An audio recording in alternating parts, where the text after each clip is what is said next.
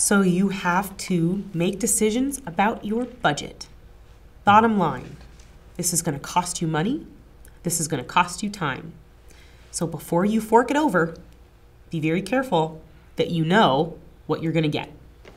So making estimates about what you think this is going to cost you up front, what kind of time this is going to take, labor hours, then what the cost is for those labor hours. It's going to be taking away from your bottom line. If you are a small business owner and you're the only one bringing in income, how much time is it going to take you to use all these tools? If you're hiring somebody to do it for you or training, then you need to think about how much their hourly rate is, how much it's going to take for them to be trained, to get it done, to stay on top of it and have the most up-to-date information, to measure, to track, to report. All of these things cost money and time. Social media is by and large free, but time is what really makes the difference. With your implementation plan, you've looked at outsourcing, you've looked at hiring, you've looked at training, do it yourself. This is a part of your implementation plan. This is the plan that you have written down. The action list, you've got your marketing matrix. You've got your priorities. You know what they are, 1, 2, 3, 4. You need an action list. You've outsourced, you've hired, you've trained.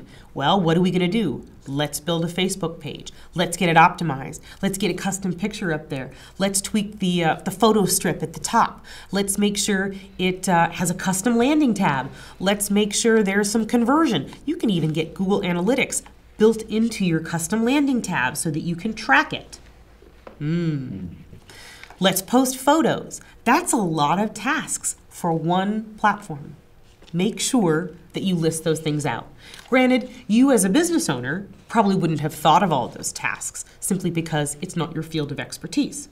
But you can build that plan with the person that you've hired or that you've trained. Make an action list. I love action lists because you know why? You can check it off when it's done. So there is routine that you must address at a certain point. What's the frequency, right? How many times are you going to post to Facebook? Statistically, Facebook says the best form of engagement is 0.5 times per day. I say every other day. It's easier. So you've got a 5-day business week, 7 days in a week. I try and post 5 times a week. I generally miss one. That puts me somewhere around 4 times a week. That's every other day. Boom, I've hit it. Twitter, can you do 12 times a day? You probably don't want to do 12 times a day. That's the average for a heavy user. Shoot for twice a day. If you use an automated scheduler, one of those could be automated. One of them can be real time. Think about how you're going to do that. But you need to make decisions about who is going to do what and when. I like to use an editorial calendar. This is a great way for you to live your life, do your business, yet capture content that's around you. Take pictures with your smartphone. The picture can inspire you to do something. It can remind you.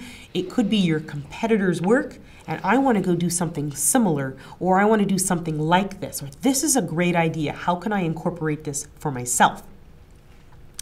So the editorial calendar will allow you to capture links of use for citing your source later, for a statistic you want to reach back to, a picture that's important that you want to share, an idea for a blog if you're not ready to write it, an idea for videos. So an editorial calendar, whether it's a physical binder, a folder, if it's digital, if it's a bookmark online, whatever that looks like. I even use Evernote as well, Evernote to capture lots of ideas and put them all in one place. This will be a great place for you to come back to when you're looking for content. When you're staring at the blank page and you don't know what to write, you have a whole bunch of information that you've already thought of and you're ready to go. An editorial calendar gets you over that writer's block. Of course, you want to look at authority levels. If you have a new hire or somebody that's new to this, I like a buffer zone. The buffer zone is before that tweet actually goes out, I would like to see it. Before that blog is actually written or published, let's take a look at it first. Show me your smart card of film of pictures before you post them to the Flickr page.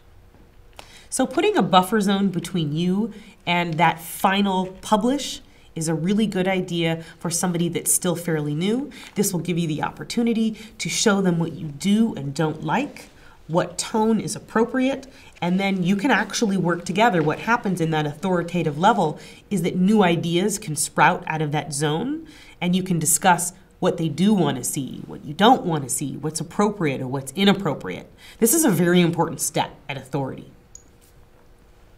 Frequency and estimated time that's necessary, all of these things need to be built into that implementation plan. So all of these tools are going to be useful to you in your strategy to make sure that you're hitting your priorities and that your business core principles are sound.